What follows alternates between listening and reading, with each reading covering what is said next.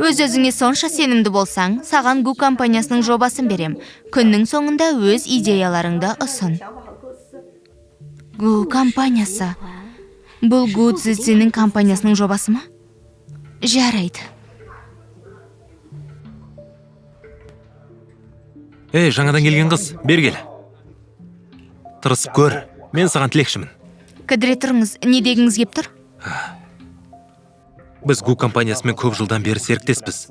Олардың жобаларға деген талаптары өте қатаң.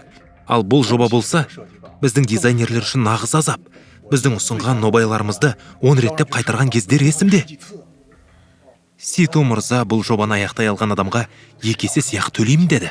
Бірақ бұл сәтсіз жобаны алуға ешкімнің жүрегі дауаламайды. Сол себепті саған біраз жұмыс істеу керек. Бәрін ұқтың ғой?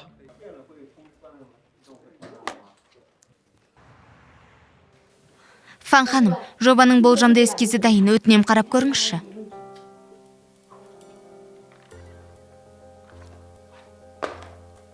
Кез келген адам көзін жұмып тұрып бұндай эскиз жасай алады. Барлығын өзгерт және қулық жасаймын деп ойлама. Менеджер, менің ойымша, егер біз үлкен сауда үйін жасайтын болсақ, дизайн қарапайым әрі өзгеше болуы керек.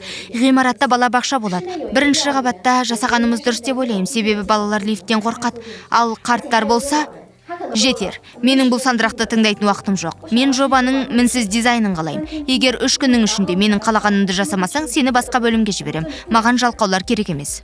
Бұндай қарым-қатынасыңызбен мен сіз құптайтын жобаны 1 айда да бітіре алмаймын. Сен не дейсің?